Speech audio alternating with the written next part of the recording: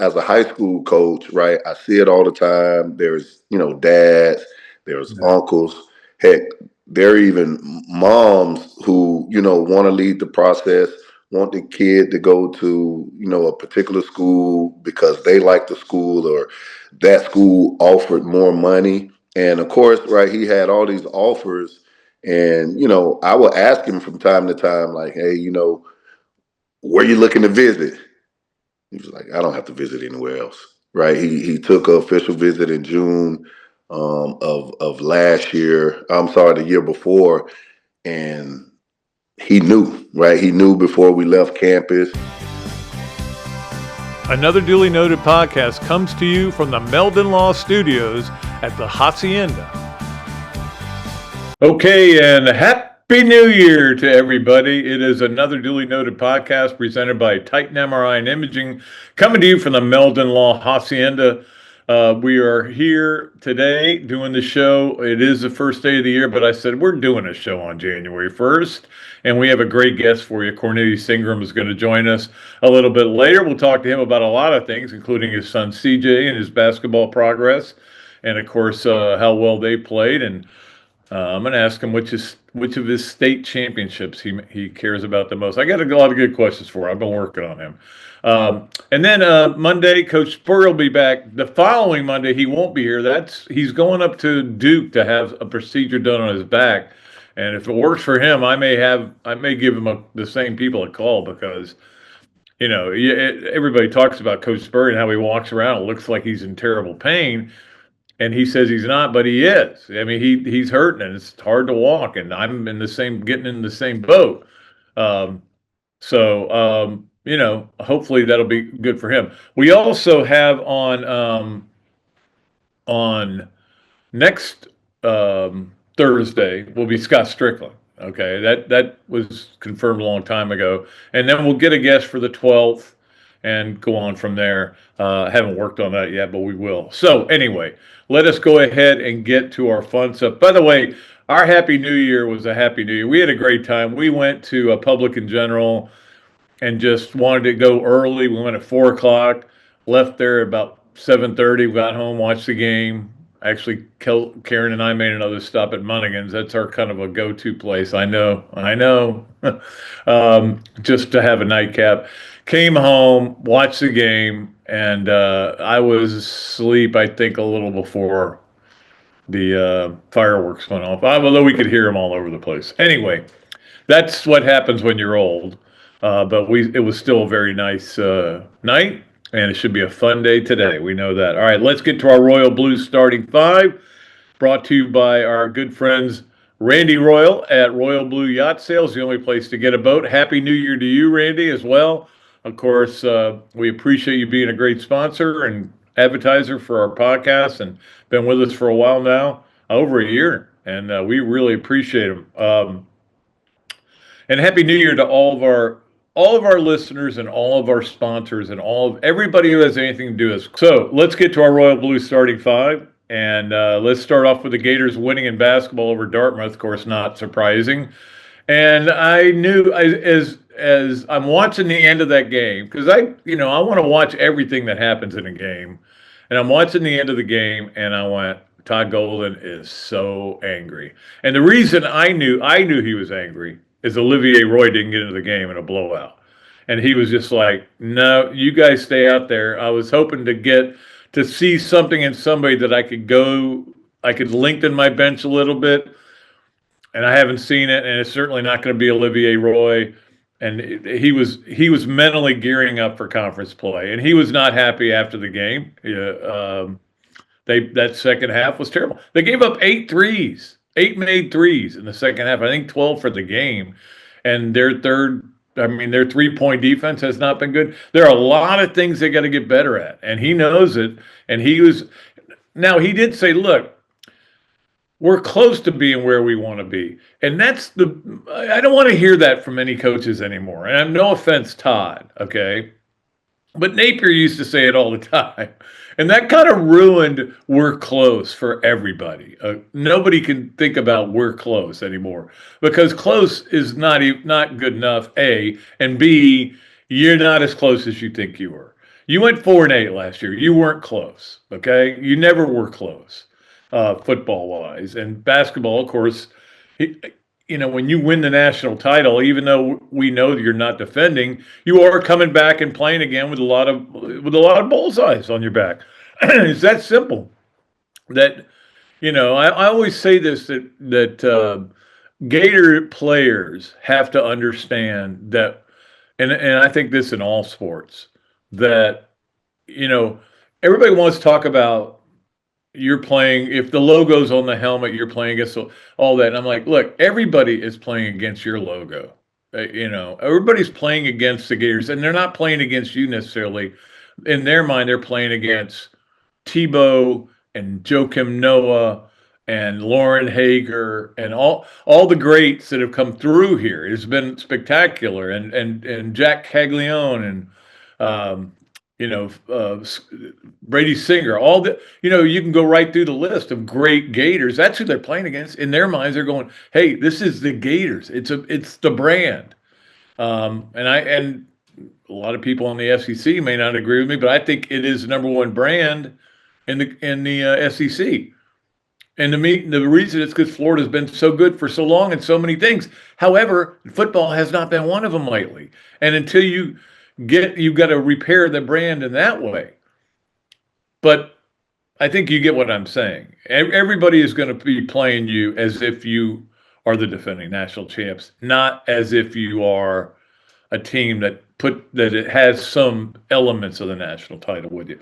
We'll see how it goes. They get Missouri next. Missouri's 10-3 right now. Their leading scorer is Mark Mitchell. You remember him? He was at Duke. He was a starter at Duke and transferred to Missouri.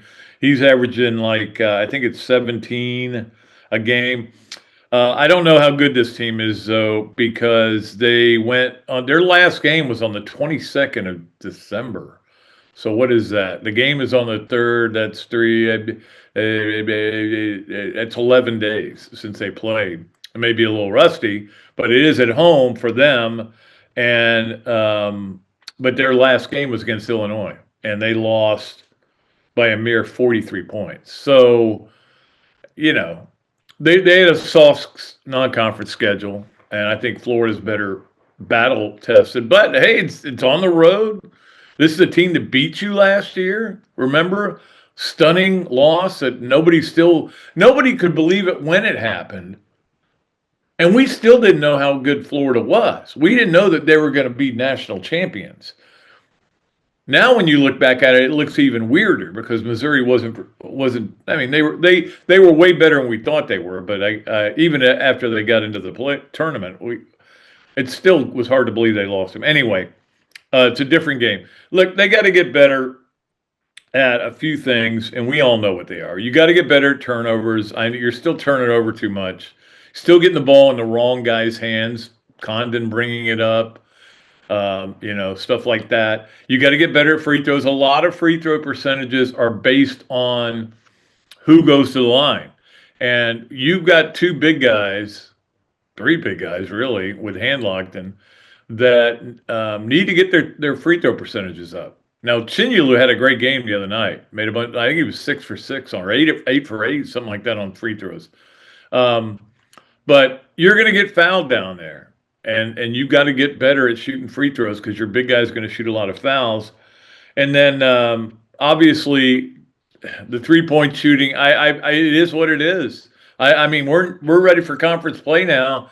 You may want to back off on it a little bit because you're not making a lot still. And the 3-point shooting defense needs to continue to get better. So there's a lot of things still to work on, but I still like this team. It's going to be a fun season. I'm looking forward to Gator basketball. Let's get to number 2 on our Royal Blues starting 5 here on New Year's Day, and that is the Miami game last night, Miami, Ohio State. I was disappointed. Of course, I'm rooting against Miami. I root against Miami in everything they do, except when they play FSU in football, although that may change. It used to be the other way around, where you rooted against Miami, but now then the 90s came. The 90s changed me totally on that. But anyway, the point is, give credit to Miami. Miami was a better team. They got a couple of huge breaks.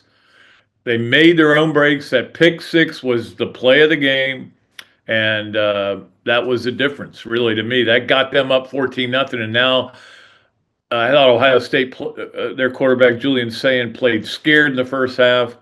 And Miami's just a physical, strong, well-built team. And Cristobal seems to know what he's doing now. That's what happens. The better your players get, the better of a coach you are. You don't have to make tough decisions as much. And when you make them, your players execute them. Now, to me, the play of the game was that pick six, but the untold play of the game was when Caleb Downs popped um, Malachi Tony, after he caught a little short pass, and the ball pops free. If they pick it up and run it for a touchdown, they probably win the game. If they recover it, they probably win the game. Instead, he picks it up. Tony finds it. He's a heady kid and grabs the ball. Doesn't get the first down, but saved them from a turnover. But hey, it is what it is. Miami's going to the semifinals. I don't know. We were talking about it last night. It's Miami, Georgia. Oh, I just don't know if I even want to watch that, let alone know who to root for. But think about that. Miami and Georgia. Who would you root for? But in the other games that went on, that's the other thing I wanted to mention. Ohio State at the end of the game let them score. I still don't get that. Now, I get it. Maybe analytics tell you to let them score, but you're down 3. If you can toughen up and say, hey, look, we've got to stop them. We've got to hold them to a field goal, and we're going to get the ball back with a chance to score a touchdown, win the game. Now, they were running out of time, and I do get that part of it. But I don't know, man.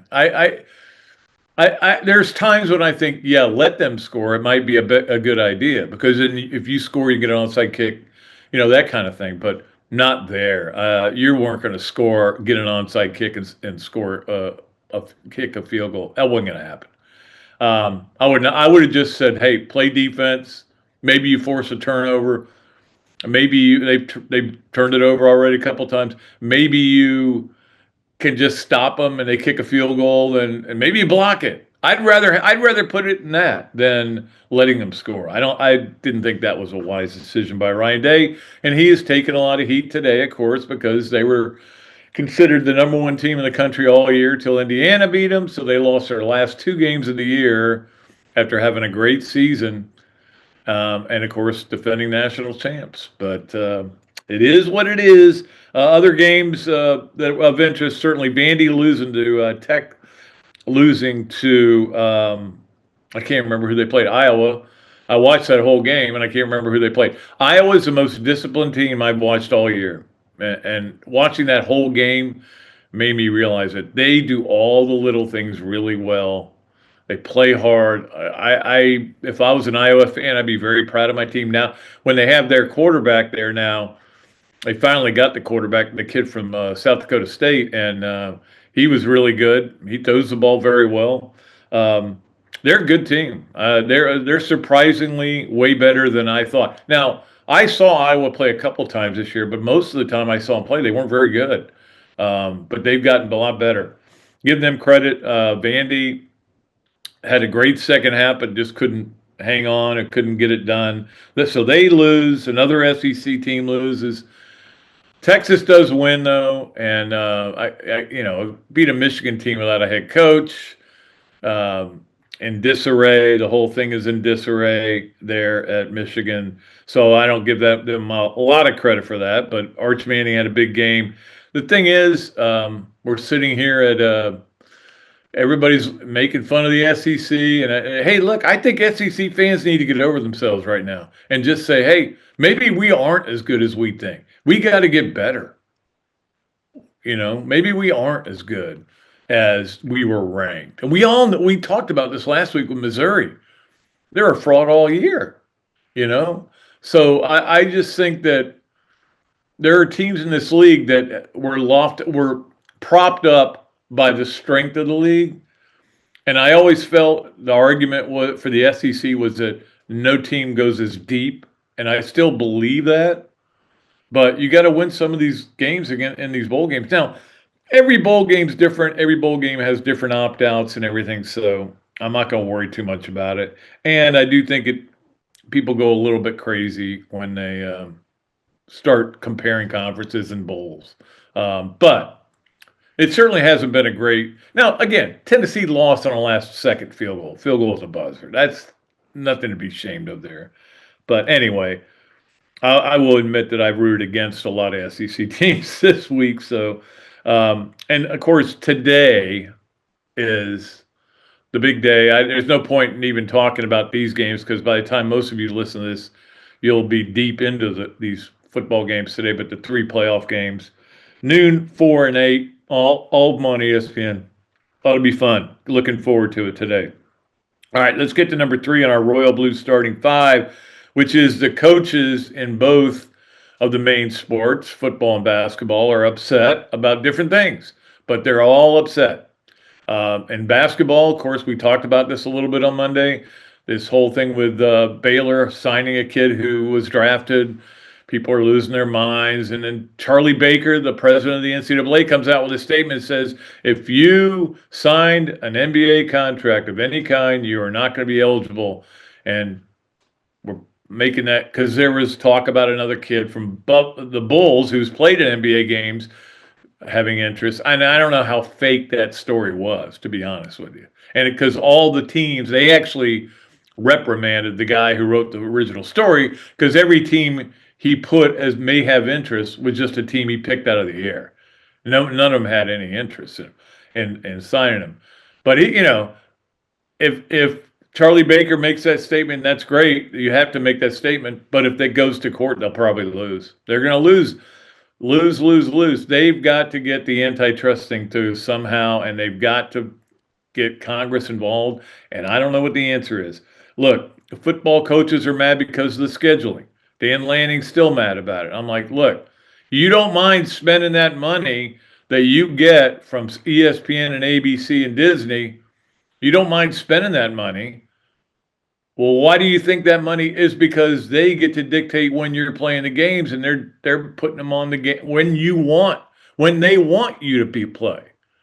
And that's why they're giving you so much money, and then you're spending it. So I have no sympathy for this. Look, it is not a good schedule. The calendar is all screwed up. We should be playing games. We should start the season earlier. We should end on January 1st. I totally agree with you. But ABC and ESPN are going to do what they want to do, what's good for them, what gets them the most advertising. Last night we saw it.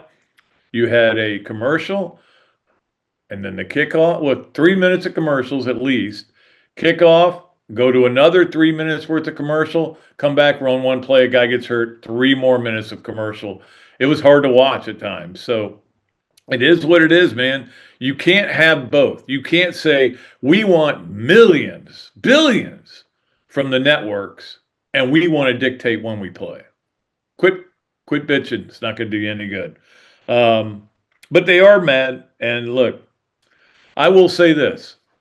College sports they're not going to ever lose me, but I'm not happy with it right now. And I don't like what's going on. And I'm trying not to be the old man yelling at the clouds, but it is hard not to at this point. And I can't remember where I was last night for obvious reasons, but I can't remember where I was, but somebody we were talking. Oh yeah, I know where it was. It was in Munnigan's. Yeah. And I was talking to a guy there, and he was nice enough to buy us a couple of drinks. And we were talking, and he was talking about how much he hates NIL. And I'm like, God, no, everybody does, except the players. Everybody but the players hate NIL. I get you, 100%. I hate it too. I hate the way it's structured. I'm not saying players shouldn't get paid, but I hate the way it's structured. But what are you going to do about it? You got to live with it. You got to get better at it. You better be good at it, or you're not going to compete. Anyway. All right, let's get to number 4. I feel like I'm rambling a little bit today, but sometimes I like to ramble. You know that. And let's talk about the portal opening tomorrow, Friday. The portal is going to be open officially, even though there's over 3,000 kids who have said they're going to go in the portal. I know Florida has done a pretty good job. I mean, I know everybody's upset about Trey Wilson. I get it. I don't think people are that upset about Lagway. I think that it wasn't a money thing there as much as it was a competition thing. Um, and Jaden Woods, and maybe they can still fight and get Jaden Woods back, and they can get the money available. I don't know. Jaden Ball is still the guy we don't know. We got to wait and see on that. But the good thing is Jaden Robinson coming back, Bryce Thornton coming back. But I did. My good friend Scott Carter did this piece on the portal and how Florida's been affected by it, and he luckily, and when you give me a list of, and you tell me everybody who's in the portal, I'm going to take that and make something out of it for me too. But I give Scott the credit for doing it. But there were 60 players in the portal since the portal's opened up that Florida's gotten. And so I went through and I ranked them. I rated them basically on either you impacted the Gators, you had some impact, but not a lot. You played a lot. You maybe didn't do a whole lot. Just a kind of a mediocre. And then you were a bust, and I will call you a bust. Sometimes it's injuries. Sometimes it's you weren't good enough, Joey Slackman. Sometimes it was, like guy like Cam Carroll, a good player, but never got on the field because he was injured. And so my numbers came out like this. There were 19 players that Florida got in the portal that impacted him. I said my favorite, I wrote this story on patreon.com/Dooley noted if you want to go read it there.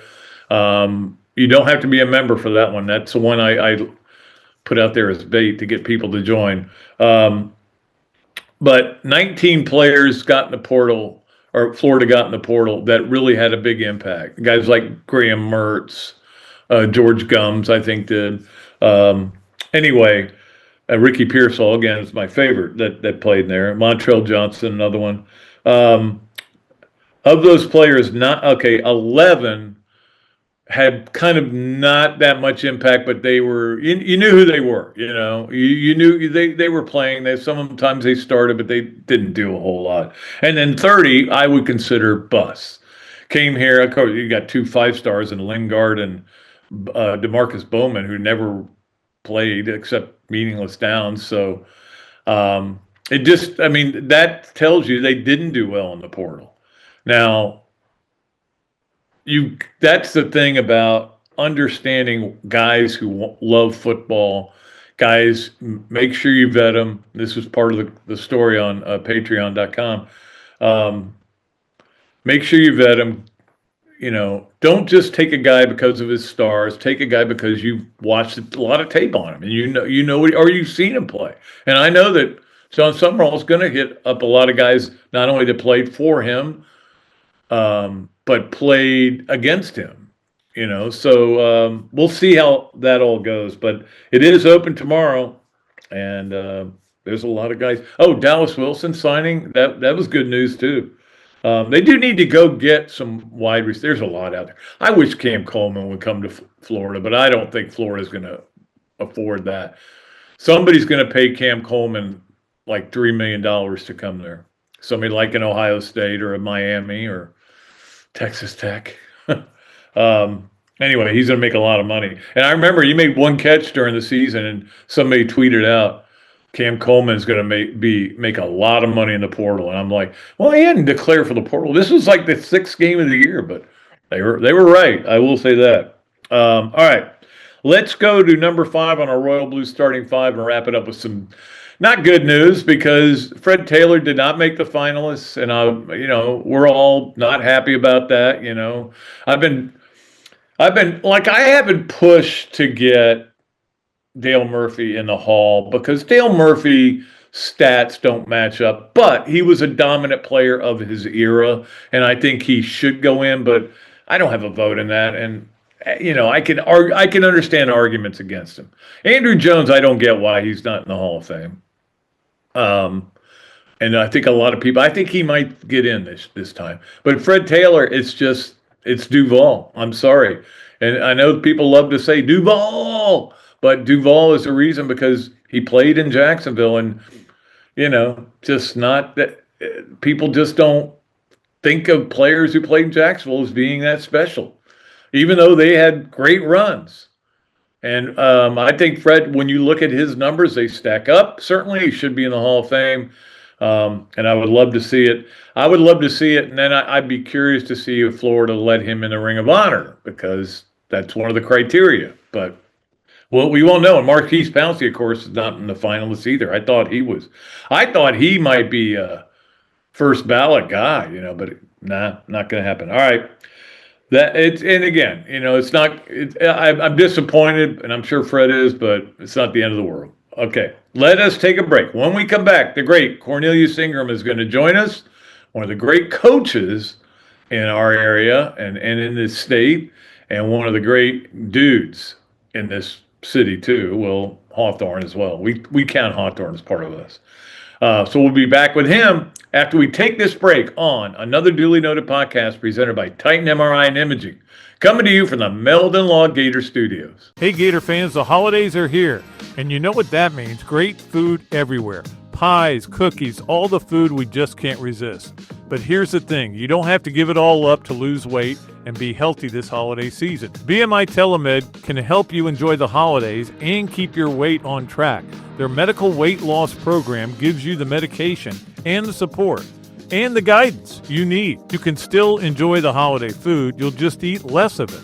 So you can actually lose weight and not add the pounds most of us do this time of year.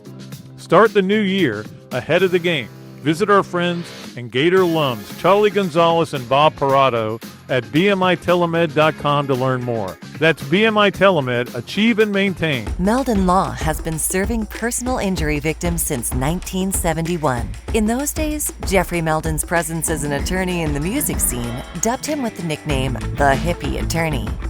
And although times have changed, two things haven't: our commitment to bettering our community by helping the injured, Albert, are you ready to go to the game? and our love for the Florida Gators. If you bleed orange and blue, Meldon Law is the firm for you.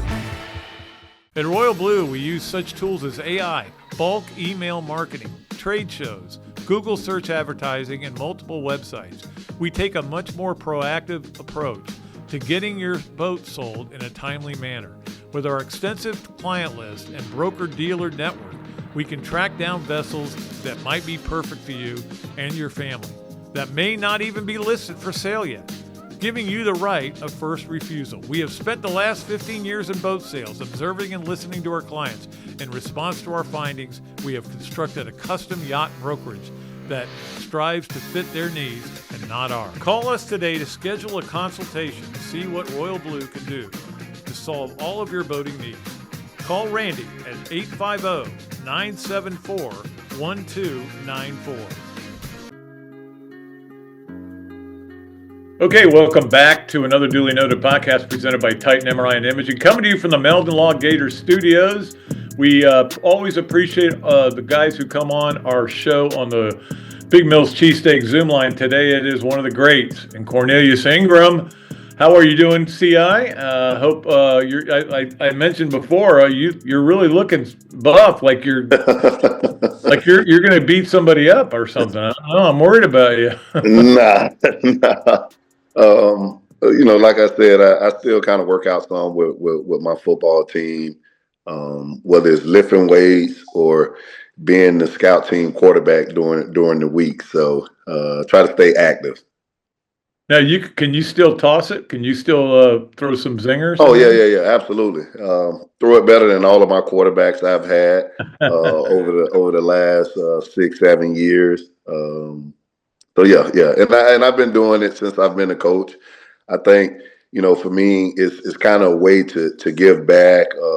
Once I get to the line of scrimmage, I'm saying certain things to our defensive linemen and linebackers, to keep them motivated.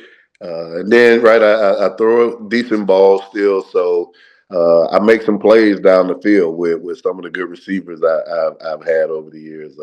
But it's fun. It's super, super competitive, and I think it helps our team preparing for the opposing team. Well, the way the NCAA is going right now, you probably have some eligibility. Yeah, can come back and play, right? You can play either sport. Either sport. Yeah.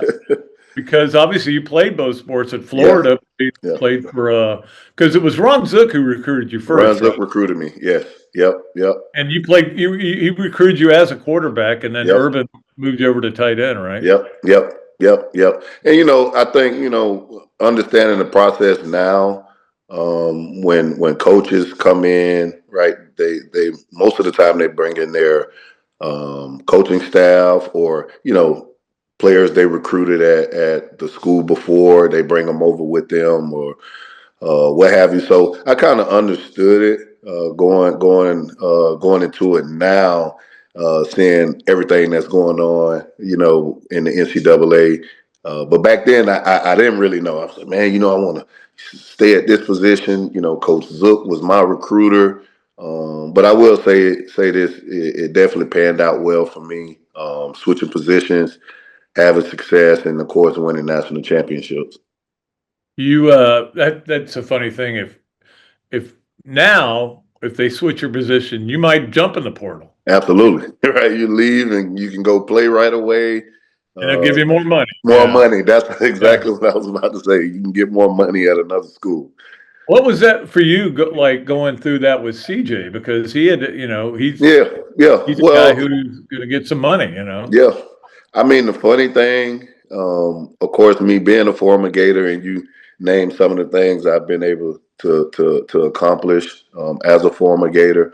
Going into it, I wanted to help him out. I wanted to give him any advice he asked for, but I also wanted to stay in the background some, because as a high school coach, right, I see it all the time. There's dads, there's uncles, heck, there are even moms who want to lead the process, want the kid to go to a particular school because they like the school or that school offered more money. And of course, right, he had all these offers.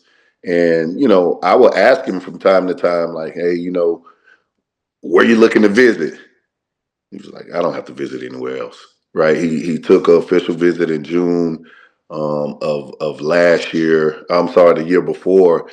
And he knew, right? He knew before we left campus. And again, right, being a former Gator, you want that. But I had to hold it inside, and he was ready to commit on his visit. And I did tell him, I was like, wait, see if there's another school you would like to visit. And we took maybe a month or so. He was like, nah, nothing has changed, right? This is home. So of course that made myself and my family extremely happy. He was staying home. But I really didn't get to, go through, all of the visits, sit down with all these coaches and hear what their university had to offer, which was a good thing for me. I'll be honest. I really didn't care about all that because I wanted what was best for CJ. And I kind of let CJ make his own decision, and he made the right decision.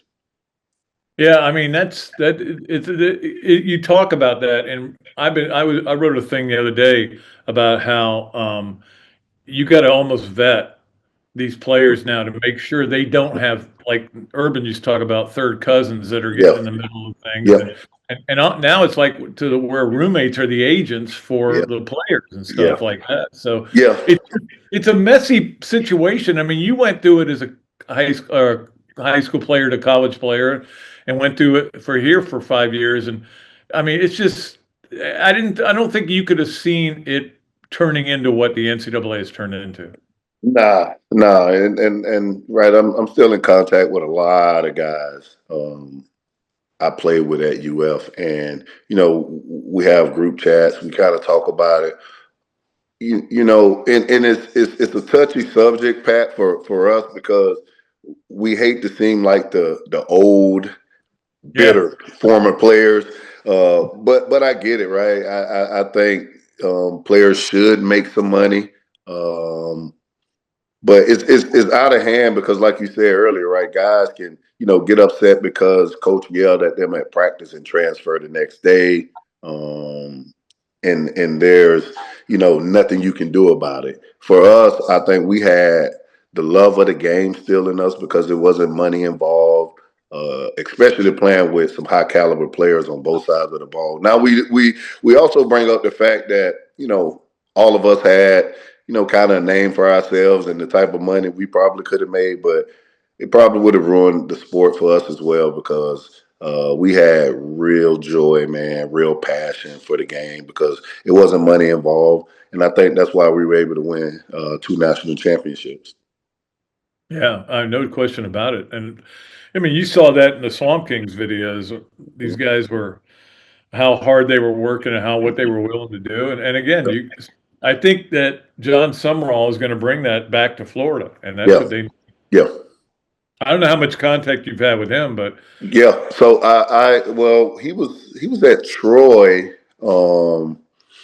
years back, and he recruited some of my players at Hawthorne, and then I was more in contact with Bam because Bam he was actually the recruiter for our area. So, but to hear Bam rave about him, all the things I've heard through social media. They're all positives, and I can tell, right? He's an upbeat guy. He's going to bring some grit and attitude, not only to the coaching staff but to the players as well. And I think that'll help us because as bad as the season ended last year, we were close in a lot of games. Right, yeah. right. A little bit more offense, maybe just a touchdown in some of those early games where we were, losing by a touchdown or 3 points because the defense they were definitely solid early on. We're actually lights out early on, right? Just a little would have put us over the top, and I think he brings that to our program, of course, especially with the caliber players we have returning. Some of those 4 or 5 stars that'll be coming in. I definitely think he's the right guy for the job. Yeah, I said this during last season that I felt like the thing Florida lacked was an edge. There just wasn't an edge to this Yep. team. They had good players. I Yep. mean, Miles Graham Yep. is a great Yep. player. I mean, Yep. I love watching him play. They had great players, but there wasn't an edge to the team Yep. that where you hate losing so much you can't let it happen. Yeah. And again, right, I have opportunity, Pat, to, speak a lot of places, and I'm able to share my experiences. And of course, I wouldn't compare myself to a college football coach, but again, it kind of goes back to me playing scout team quarterback, right? Just by the tone of my voice, just by the attitude when I'm walking up to the line of scrimmage, right? Everyone on the field is alert, right? They're alert, whether it's the offensive guys or the defensive guys. So I'm bringing energy through the stretch lines. Uh, Everything that we're doing is upbeat and it flows throughout the team. And I really do believe the head coach is a reflection of his team, vice versa. And my players, they feed off my energy every single day, and it helps us win football games. So I totally agree with you. Yeah, we'll see how it all works out. And I mean, do you ever lose guys? I mean, that go transfer because you yell at them? I mean, in high school? Yeah, absolutely. And because I yell at them, because Hawthorne might not be a fit for them.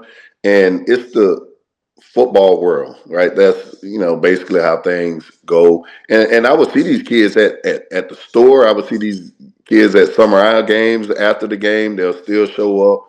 And, right, I still love on them. I still care about them because I understand in this day and age, that's what happens, right? We also get kids, right? But kids also leave me as well. So it's no hard feelings. I will say this from the response that I get from a lot of my former players who, when they get back in town, right? They come by the house. When they get back in town, they're on our sidelines, and when we're able to have that one-on-one time to talk, they would always tell me how I prepared them for college. And sometimes when these college coaches would yell or say certain things to them, right, they don't even flinch because I've challenged them every kind of way, Pat. I swear, and that's what it's about. Not only from the football side, but right, sometimes at work your supervisor might yell at you. Right, you can't walk off your job. So I've helped mold a lot of guys I've been able to coach and prepare them to be great young men. You know, of your state championships, do you get a ring for the state championship? Absolutely, yes. It's probably not as nice as the basketball ring that the Gators get. No. But is there one that stands out because we're talking about football and girls basketball too? Yep. So three. I won. I ended up winning three. Yeah, three state championships in girls basketball, and then this was my third football state championship. I will say this: having both of my kids on the team the year before last, and it was the last year CJ played football.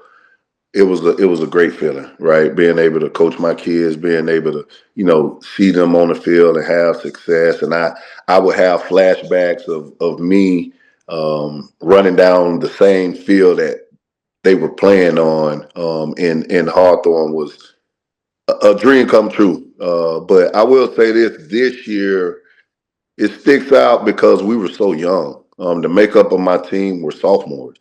And a lot of people didn't give us a chance all year to even make the playoffs, which is crazy, by the way.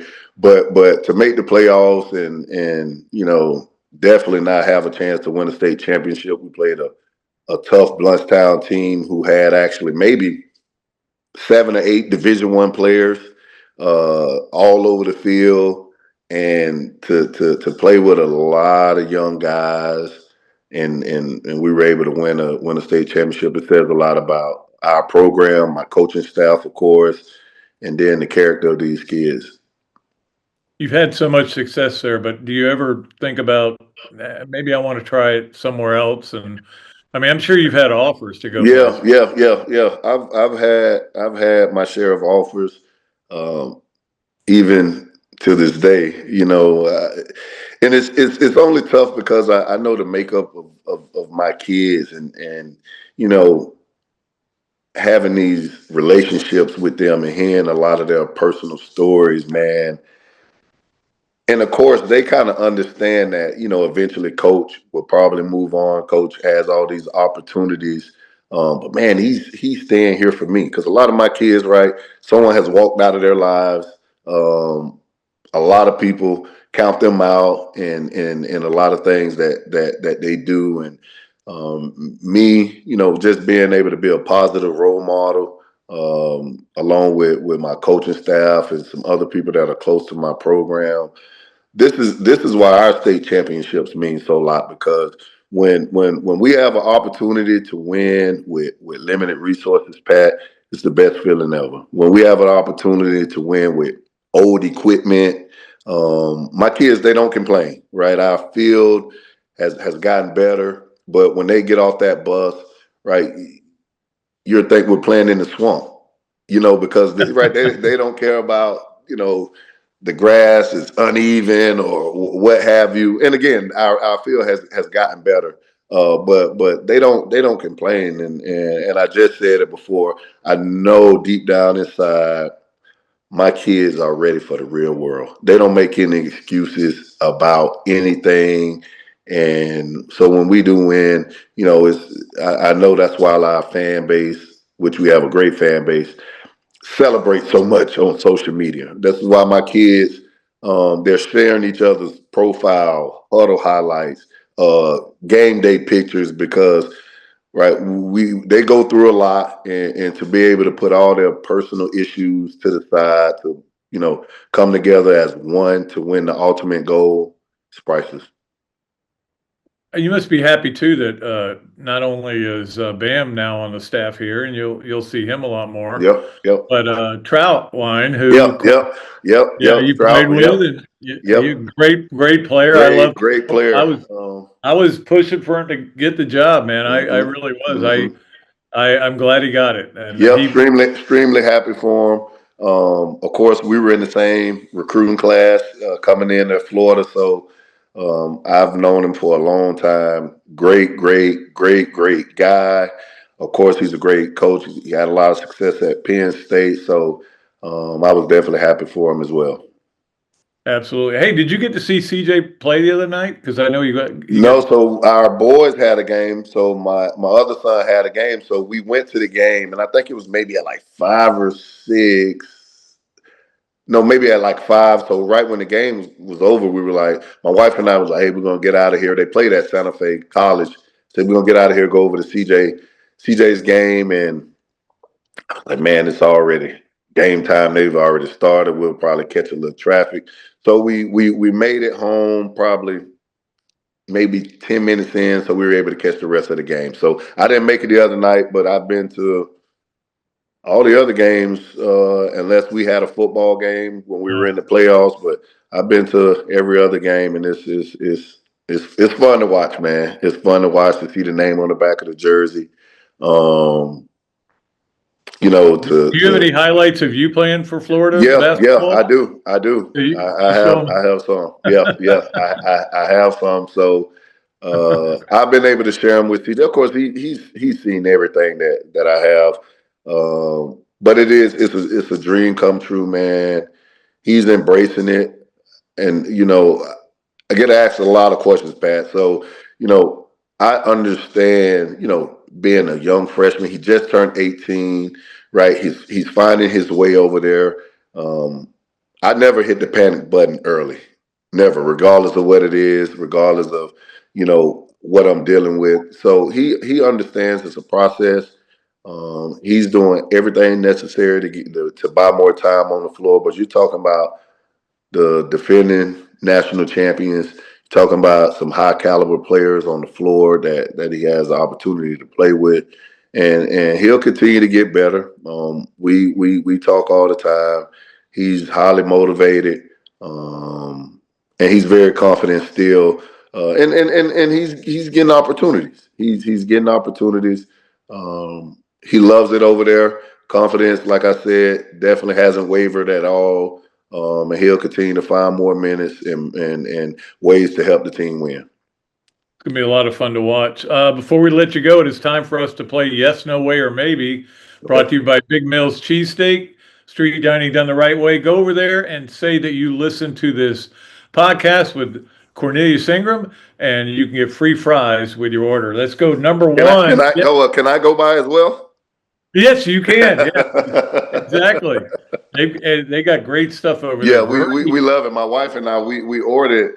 We haven't ordered in a while from there, but yeah, I definitely love the cheesesteaks. Yeah, Yeah, yeah, they're yeah, really awesome. yeah, Yeah, the sausage dogs are pretty good yeah. too.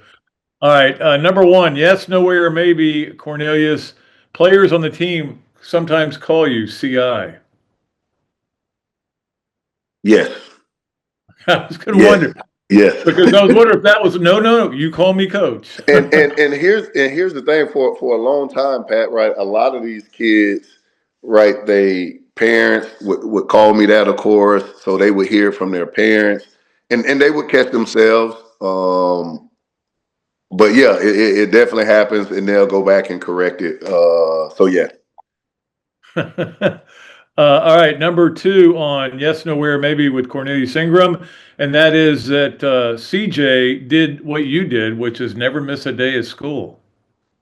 No. Because now A different world now. yes, a different world. When he was in high school, I know springtime was when AAU ball would basically Right. start. So right, Friday mornings, he probably had a flight to catch, so he missed some Friday mornings. Yeah. So absolutely no. And still, you and your brother both. Yeah. We were there. We were there every day. I remember reading that in the paper. That was cool.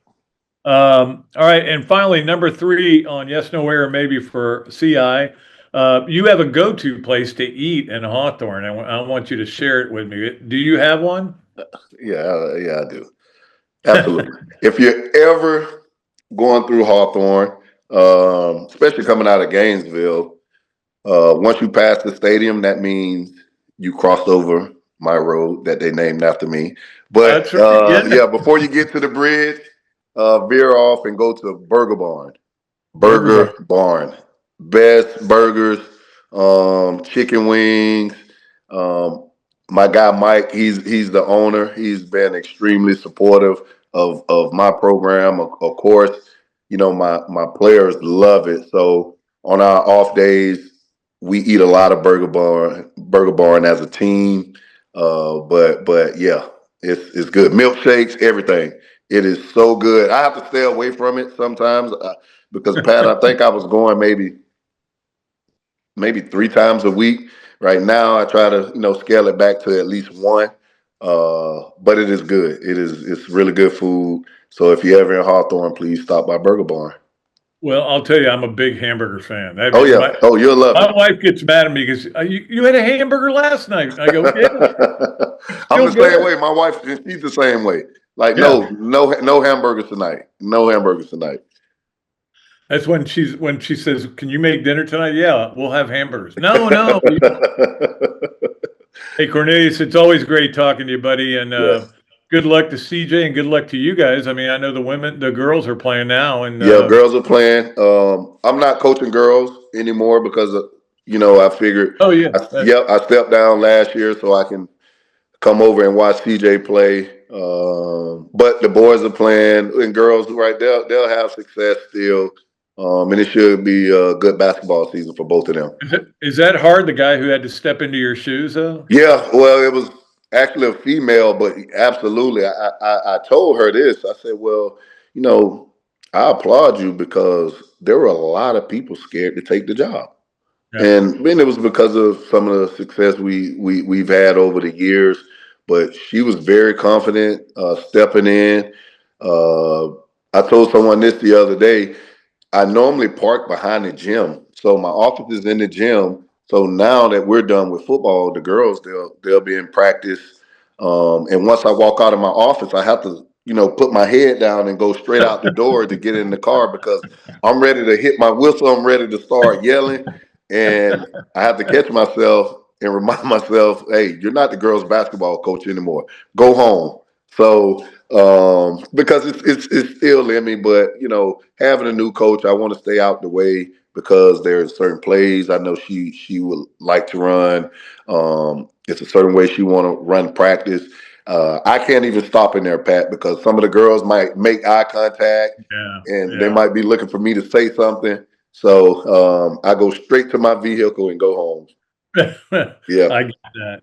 Well, hey, always great talking to you, buddy, and look forward to next football season. And look forward to spring football as well, and look forward to watching CJ play. I've enjoyed him, and you can just see where he's getting a little bit better. So, and that's all you want. Yep, exactly. We'll be back with more of another Duly Noted podcast presented by Titan MRI and Imaging, coming to you from the Meldon Law Gator studios right after this break. Great food, great atmosphere, a diverse menu, everything made from scratch, plenty of space, and locally owned. These are all the characteristics of a great restaurant, and you can find each and every one of them right here in Gainesville at Ballyhoo Grill. Ballyhoo Grill prepares all of their food fresh every day, from their salad dressing to their award-winning soups. Bring your family and enjoy dinner under the Tim Trebo Tiki Hut while listening to live music. Or if you're running low on time to eat out, they also deliver through Uber Eats, Fight Squad, and Postmates. A Gainesville staple that's been open for over 30 years. Check out Ballyhoo Grill on Facebook or at ballyhoogrill.com. Titan MRI, North Central Florida's premier independent diagnostic testing MRI facility. At Titan MRI, we're focused on you, the patient, having a great customer experience. Our MRI equipment is modern and 75% quieter than any unit in its class. And our MRI unit has one of the largest openings of any of the newer high-strength MRI units, which allows comfortable scanning for potential claustrophobic and larger patients. At Titan MRI, we look forward to serving you. Adams Rib Company has been a staple of Gainesville for more than a decade and a staple of the Dooley house ever since Kelsey's teeth came in. The first time I walked into Adams, I told my daughter that the green beans are always a test of a great barbecue restaurant, and they were perfect. You know about the ribs that melt in your mouth, and my favorite, the turkey plate. But be sure to go in on Fridays for Nana's Fish Nuggets. They will melt in your mouth. Adams Rib Co., a Gainesville great. Okay, welcome back to another Duly Noted podcast presented by Titan MRI and Imaging, coming to you from the Meldon Law Gator studios. I think I need to get into Titan because my back is getting worse, and I think I need a new MRI. And it's the only place to go to get them, man. It's unbelievable how good they do. Looking forward to. I guess I can go down to this one now because they own the other one. It used to be Highfield, and that's great. All right, let us get to our Hesser and Kipke 3 things. It is brought to you by our good friends at Hesser and Kipke. For all of your workers' compensation and family law needs, call Hesser and Kipke at 352-339-9920. Jen and Ken will take care of you. Let's get to our Hesser and Kipke 3 things. Number 1 is that the playoffs for college football obviously going on. The playoffs kind of start Saturday for the NFL because you've got games that are play-in games. Now, the weird thing about the Bucks Carolina is since Atlanta won Monday night, if Atlanta wins again and Carolina loses, Carolina still goes. Is that the way it goes? I think. So even the Bucks win, they're not necessarily in, because if Atlanta wins the next day, I think I got that right. If I have it wrong, I don't care. But anyway, it's a big game. I'm going to watch that game. That'll be exciting on Saturday. And you've got the Ravens-Pittsburgh game on Sunday night. You've got seeding, and we're going to know what the playoffs are. That's always a good time of the year. And it'll be fun for all of our Leonardos at Millhopper Quick Picks, too. That's going to be a lot of fun.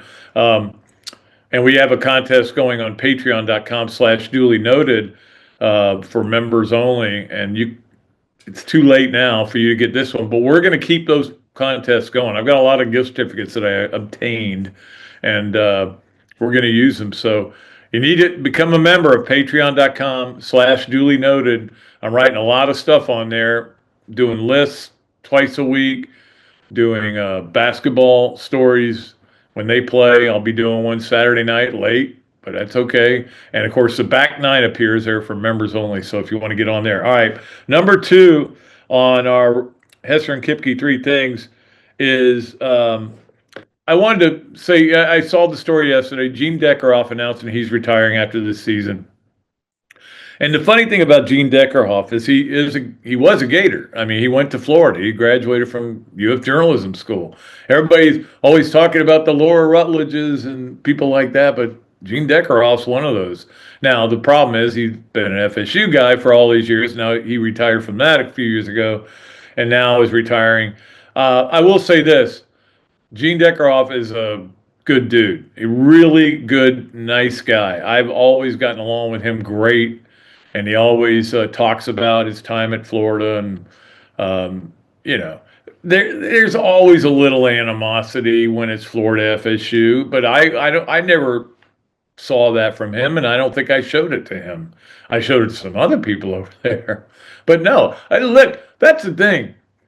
When you're in the media, you got to get along with everybody, and you've got to be a professional about things. So sometimes I got pushed into writing some columns that I didn't really want to write by editors. I'm not going to mention names. But for the most part, I mean, the bottom line is what I'm trying to say is Gene Deckerhoff, we had a great relationship, and I welcome him into retirement. Although hopefully, as everybody, I hope he retires better than I have. All right. So good luck to Gene going forward. He joins Mick Hubert in the retirement layer. All right, number 3 on our Hesser and Kipke 3 things. This is something I think everybody's going to be kind of curious about today. Does Lane Kiffin show up at the Sugar Bowl? Now, if he does, I will tell you that I will turn the channel. For him to take spotlight away from this Ole Miss team after he's already done as much as that as he can. There's tampering going on. There's almost, in fact, I heard Ross Dellinger talk about this on the radio yesterday. He said that the word he's getting is that if Ole Miss wins this game against Georgia, which I don't think they will, but if Ole Miss wins this game, all those assistants, those 6 assistants that are working with them, are going to go back to LSU, and they're going to be on their own. which is really fascinating. Makes me want Ole Miss to win that much more. Because I got a text from my buddy Tony, and he said, why did you think you were rooting for Georgia? I go, well, I think I rooted for Tulane against Ole Miss, so I kind of had that anti-Ole Miss stuff built up, and I let it go though. Yeah, it's so weird. This whole cycle of coaching and all the things that have gone on has been so weird, but it's given us plenty to talk about. So, what do you think? Does Lane show up or not? I don't know. Anyway, let's move along. That's our Hesser and Kipke 3 things. Let's get to our Gallo Car Wash Sponge of the Week, brought to you by our good friends at Gallo Car Wash, where we get all 3 of our cars washed. In fact, I need to get mine in there today, I think, because I got a little bumper issue. Maybe they can help me with it. We appreciate our friends at Gallo Car Wash, and our Sponge of the Week is pretty easy. It's Chip Kelly, who keeps sponging up jobs, man. This guy's unbelievable. And let me tell you one thing, Chip. Think about this next time somebody calls you from an NFL team. You're not good at that. You're good at college coordinating. You're not good at being a head coach. You were at Oregon, but times changed. You weren't good at UCLA, and you certainly weren't good with the Raiders. You got fired in midseason. You weren't good with the Eagles. Yet he keeps getting jobs, and now he's the OC at Northwestern. He's the OG and the OC. So, but Chip Kelly keeps soaking up jobs.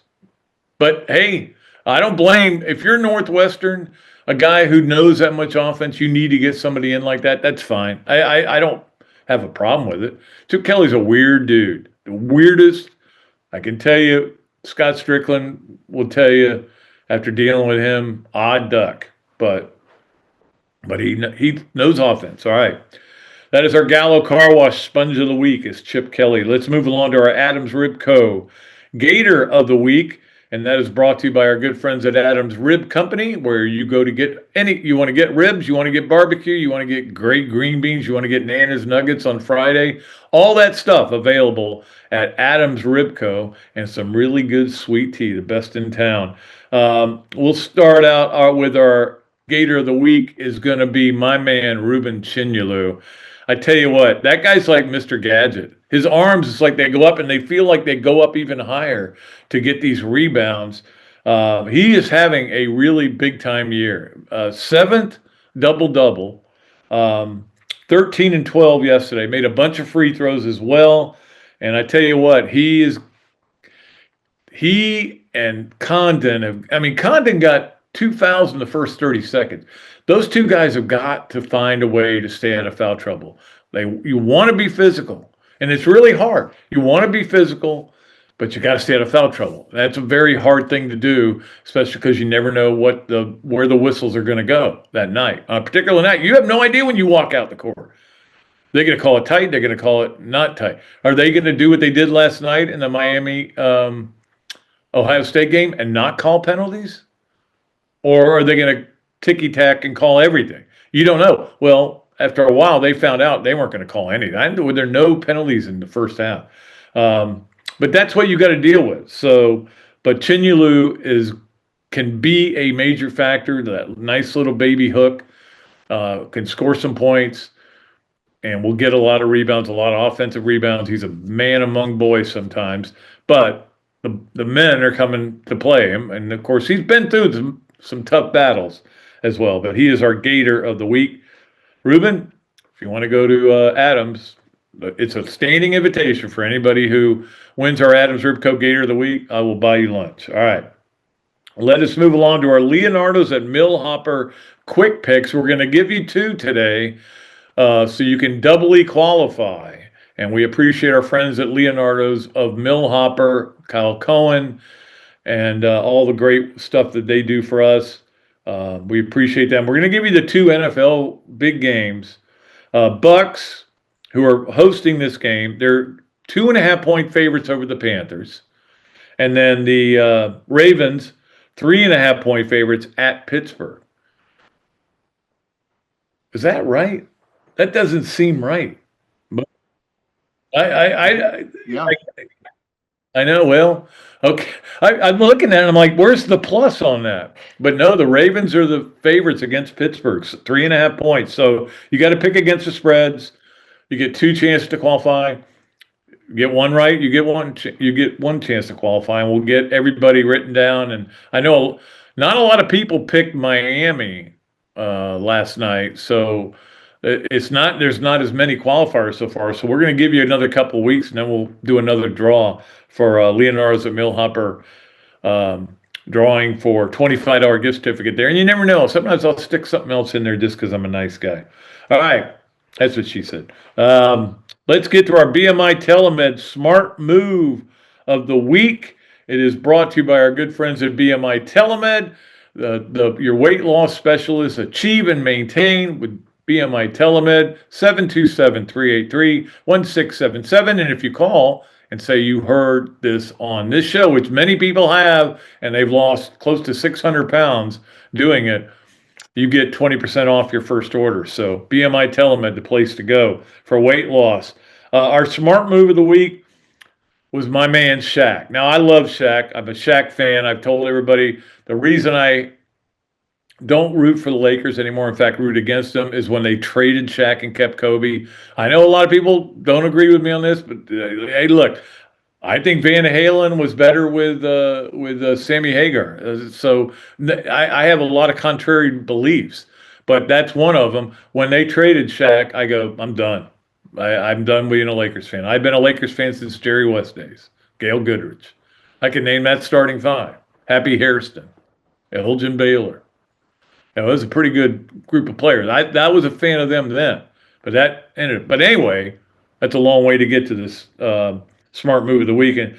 Shaquille O'Neal found out about this man in Texas, I believe. Did I write it down?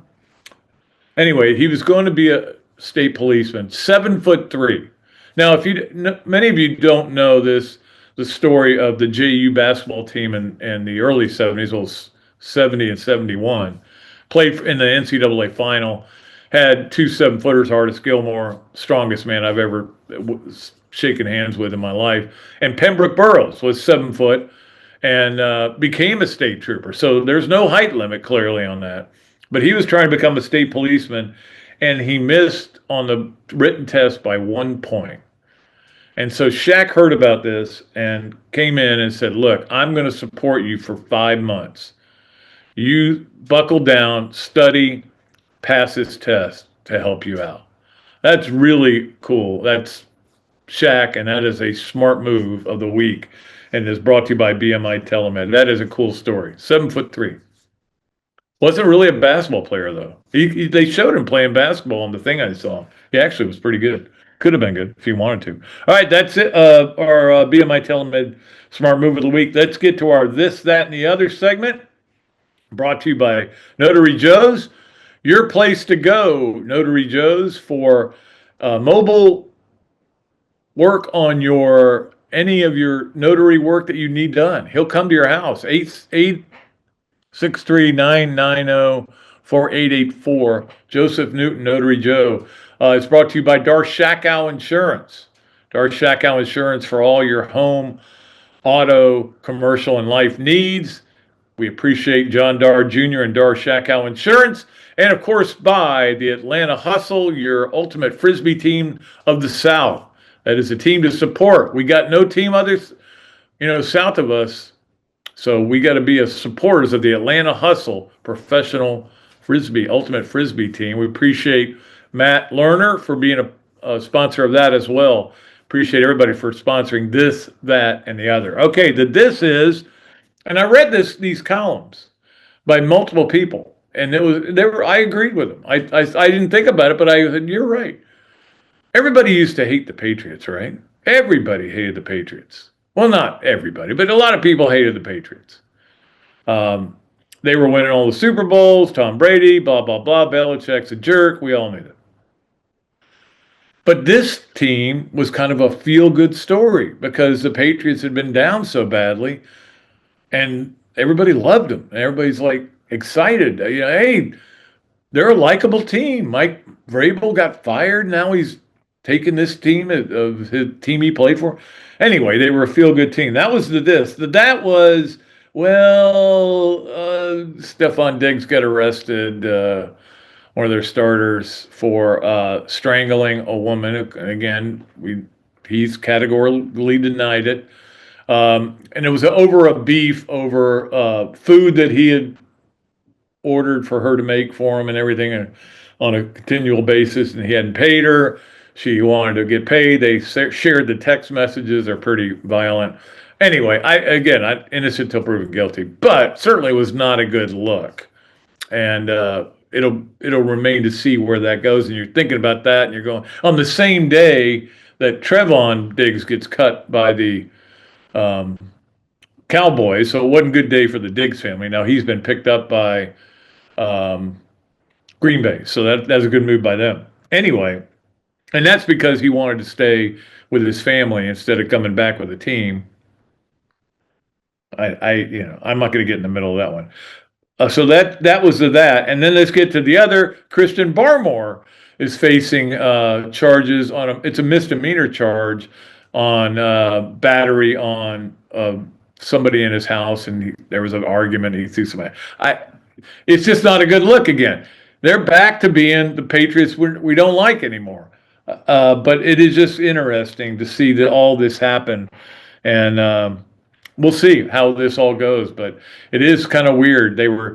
They'd gone from the most hated team to one of the most lovable teams, and now they're back to, I don't know how I feel about them. That is our This, That, and the Other, brought to you by our good friends at Dar Shakow, at the Atlanta Hustle, and by Notary Joe. All right. Wrap it up as we always do with our Swamp Games of the weekend. And we appreciate the Swamp Restaurant, the best place to go to watch big games. And there are a lot of big games coming up. Oh, I wouldn't mind planting myself there and having some of that good food. That dip. Oh, what is that dip? It's buffalo wing dip. Yeah. Oh, man, that is the best. You can sit there and eat that all day and watch all these games today, or go there for the NFL games, and great drink specials as well as at the Swamp Restaurant. All right.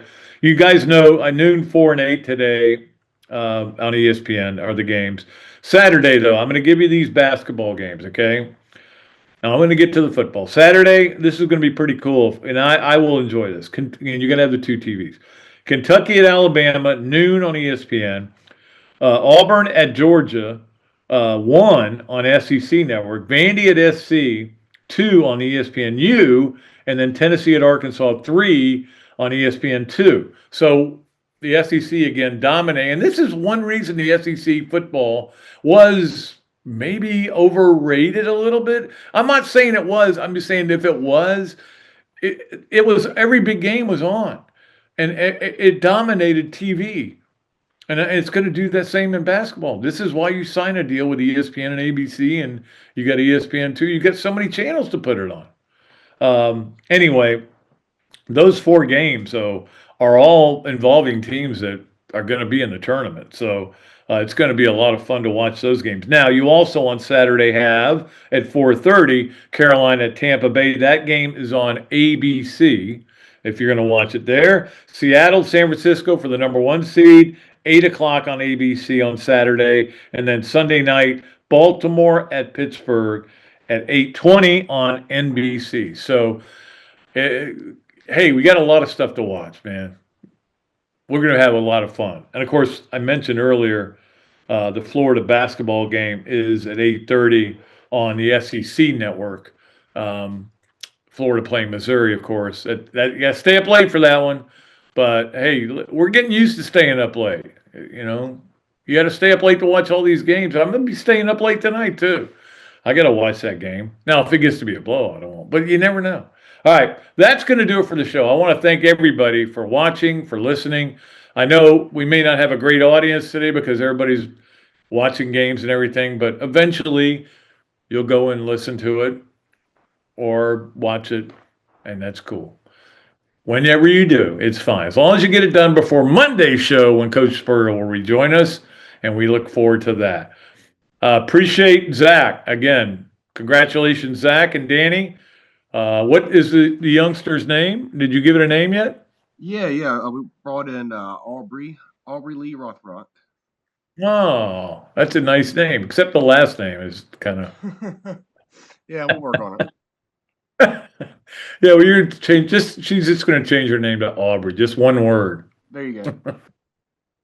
But congratulations, Zach and Danny, for having that baby. And we'll be back with another show on Monday for another duly noted podcast presented by Titan MRI and Imaging, coming to you from the Meldon Law Gator Studios. I am Pat Dooley. I am deep. I am way back, and I am out of here.